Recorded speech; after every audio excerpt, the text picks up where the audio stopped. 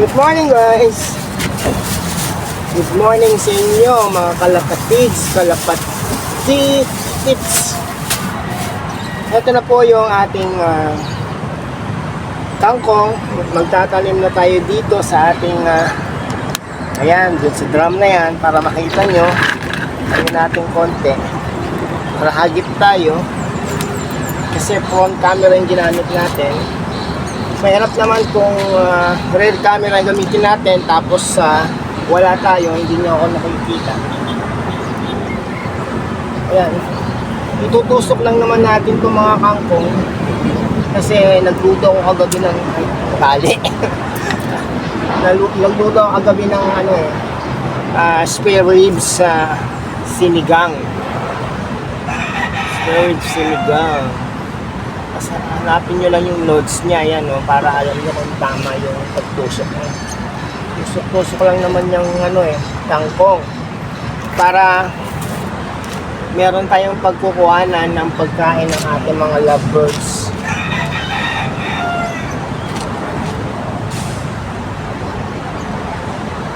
Lovebirds at makain ba ng kangkong ang kalapate?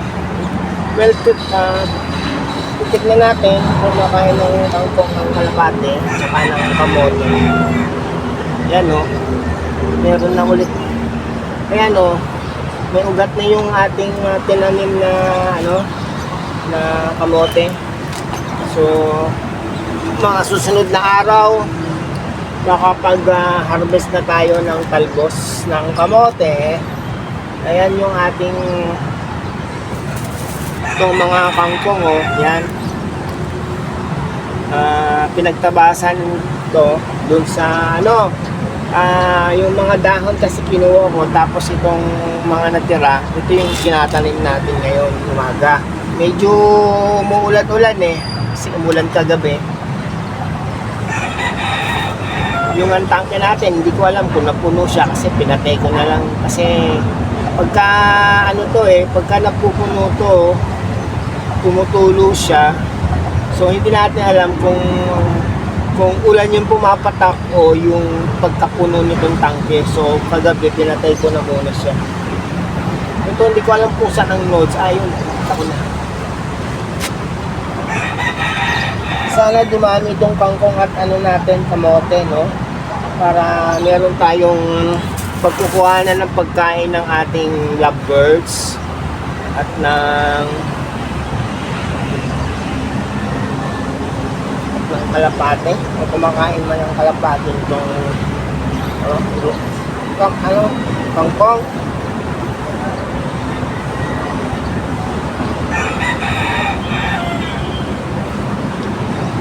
Yan, tusok-tusok lang naman yan, di ba? Tusok-tusok ang ating mga kangkong.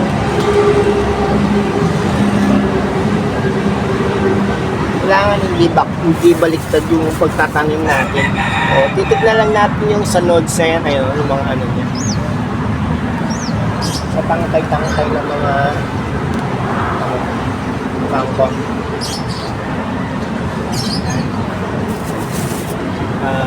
Alam nyo yung bulaklak ng kangkong, kulay puti. Kasi nakakita na ako ng dito. Dito rin ako nagtanim ng kangkong Tapos, ang ginawa ko, inalis ko siya. Ang tinanim ko ay blue ternate.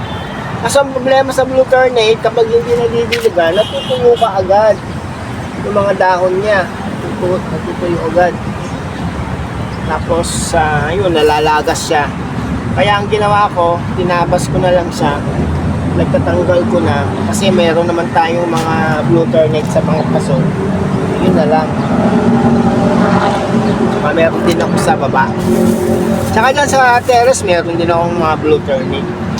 Ayan, dadamihan natin paglalagay ng sama-sama tong kangkong para dito sila, lumago sila.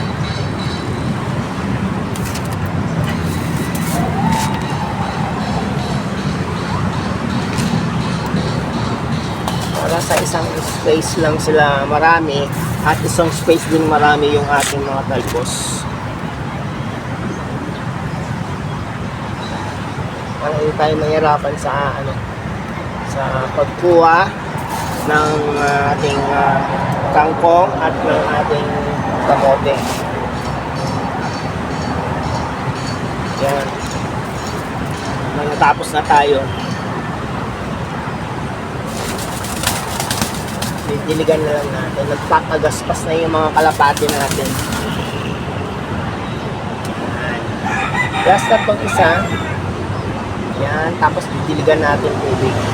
Kahit umuulan, didiligan pa rin. Ay, meron pala. Wala na.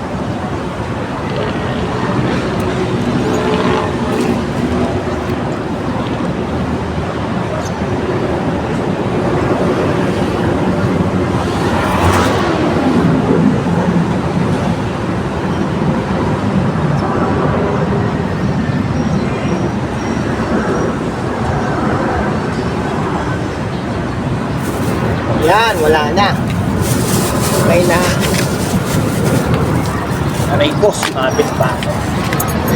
Oy, pinipig na lang.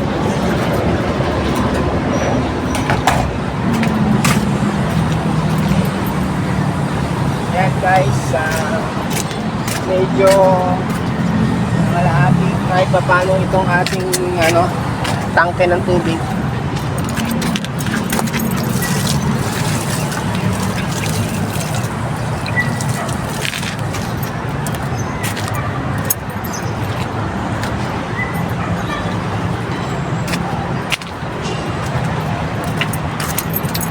Para kahit paano, hindi na tayo bibili ng kangkong sa palengke.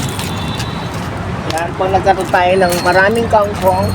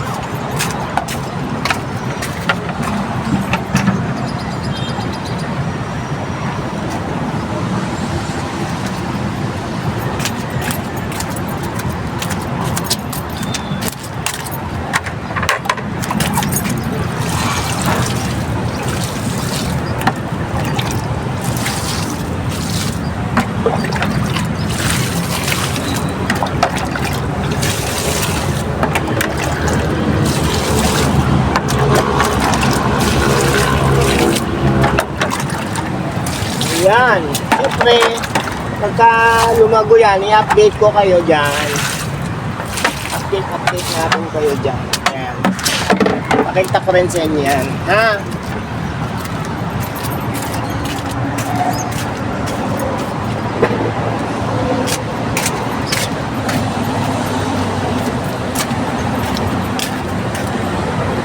Yan nga guys.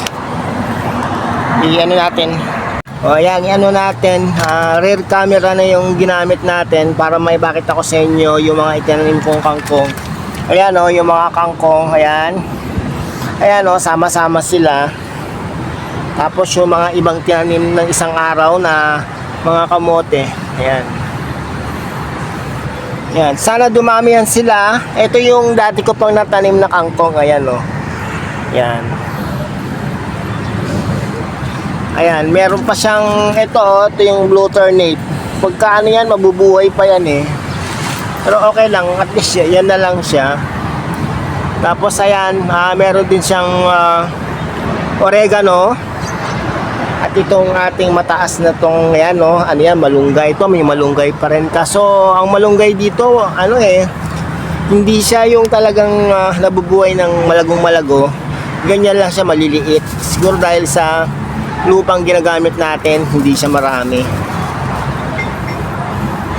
So ayan guys, tapos na tayong magtanim dito sa sa kalating drum ng ating kangkong.